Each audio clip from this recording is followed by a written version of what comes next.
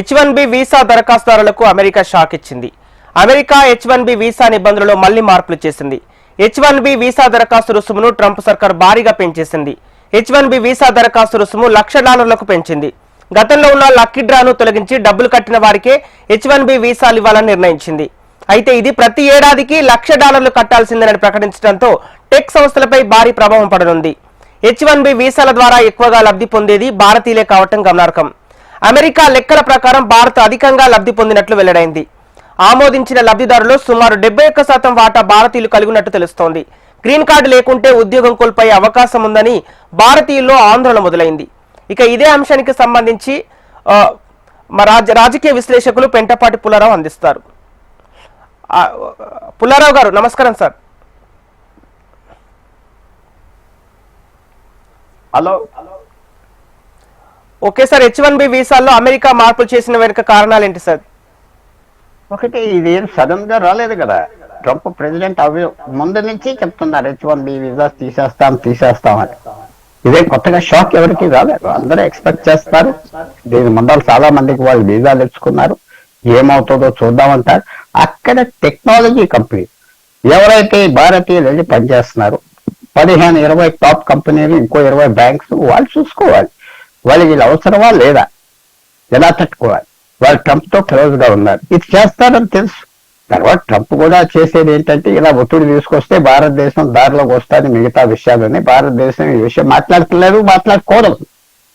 ఈ వీసా విషయం 50,000 ఇవ్వండి, 30,000 ఇవ్వండి, ఇంకో 70,000 ఇవ్వండి అంటే మిగతా అన్ని అమ్ముకుని పొమ్మంటాడు. ప్రెషర్ తీసుకొస్తారు. మనకు ముఖ్యమని తెలుసు. కానీ ఈ పాలసీ వల్ల పెద్ద ఇబ్బంది రాదు. ఏదో ఇమీడియట్ గా కొంతమందికి జరుగుతుంది. కానీ మిగతా దేశాలు భారతీయులు తీసుకోవటానికి యూరోప్ లో రష్యా, జపాన్ అందరూ రెడీగా ఉన్నారు.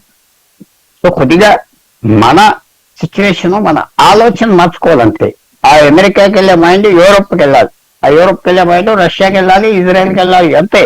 ఇది జపాన్ ఏం తక్కువ దేశాలు కాదు. ఎంతమంది లక్షల మంది ఆస్ట్రేలియా వెళ్ళారు, న్యూజిలాండ్ వెళ్ళారు. సో ఎవరికైతే స్కిల్స్ ఉన్నాయో వాళ్ళకి ఉద్యోగాలు వస్తాయి. మన గవర్నమెంట్ కూడా ఇమీడియట్ గా మిగతా దేశాలతో మాట్లాడి దారిలో పెడితే పెద్ద షాక్ ఉండదు. ఇది ఎవరికి షాక్ కాదు.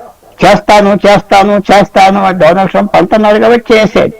ఆల్రెడీ ఐడియా అందరికి ఉన్నా చేస్తాడు, ఏదో మారుస్తాడు. 6 నెలలు అయింది.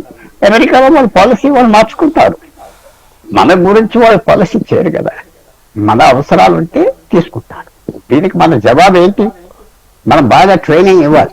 ఈ టెక్నికల్ ఎడ్యుకేషన్ భారతదేశంలో పెంచాలి, స్టాండర్డ్స్ పెంచాలి. కొత్త సైన్సెస్, కొత్త మ్యాథమెటిక్స్, కొత్త computer skills, software skills, artificial intelligence మీద ఎంఫోసిస్ ఇవ్వాలి. అదేం నాకు కనపడలేదు. రాష్ట్ర ప్రభుత్వాలు అసలు ఏం చేయట్లేదు. సెంట్రల్ గవర్నమెంట్ కూడా స్లోగా వెళ్తుంది. మార్పు వస్తుంది. మార్పు ఖాయం. మార్పుకి మనం జవాబు చెప్పాలి. అది చెప్తున్నామా? ఆ జవాబు ఏం కనపడట్లేదు నాకు మన దేశంలో. అంటే ఇప్పుడు రుసుముల పేరుతో అమెరికా ప్రతి సంవత్సరం ఇట్లా అంటే రుసుము భారీ మొత్తంలో తీసుకోవడం వెనుక కారణాలేంటి? ఇప్పుడు వాళ్ళు ఏమంటున్నారంటే, ఇక్కడికి వెళ్ళిన వాళ్ళు $60,000-70,000 పనిచేస్తున్నారు. తక్కువ జీతాలు ఇచ్చి దీంతో ఉపయోగించుకుంటున్నారు అక్కడి కంపెనీలు. ఈ జీతం పెంచమంటే భారతీయులు తీసుకోరు, అక్కడ ఉన్న వాళ్ళని తీసుకుంటారు అన్నారు. సో $100,000 పెంచారు. అది 100,000 ఆప్ చేస్తారా? 20,000కి వచ్చేస్తారా? ఒక $30,000 ట్యాక్స్ వేసారనుకో, డిమాండ్ తగ్గదు. అక్కడ స్కిల్స్ లేవు, అంతమంది లేవు, అంత పనిచేసే వాళ్ళు లేరు, అంత ప్రొడక్టివిటీ కూడా లేదు. సో మనం చూడాలి ఇది ఎలాగ ప్లే అవుట్ చేస్తాదో, ఈ పాలసీ ఎంతవరకు పాకుతుందో. ఈ పాలసీ వల్ల అక్కడ ఇబ్బందులు వస్తాయా? ఇబ్బందులు వస్తే మార్చుకుంటారు, ఇబ్బందులు రాకపోతే మార్చరు. కానీ మనం చేయవలసింది మనం సరి చేసుకోవాలి. వాళ్ళు చేయవలసింది వాళ్ళు చేస్తున్నారు. వాళ్ళ ప్రభుత్వం, వాళ్ళ ఐడియా ఏంటంటే, అక్కడి నుంచి వచ్చి ఇక్కడ ఉద్యోగాలు పనిచేయడం ఏంటి, లక్షల మంది ఇక్కడ వాళ్ళు లేరా అన్నారు. ఉన్నారో లేరో మనకు తెలిసిపోతుంది కదా. తర్వాత ఆర్టిఫిషియల్ ఇంటెలిజెన్స్ అనే కొత్త సైన్స్ వచ్చాక చాలా మంది ఉద్యోగాలు తగ్గిపోతున్నాయి.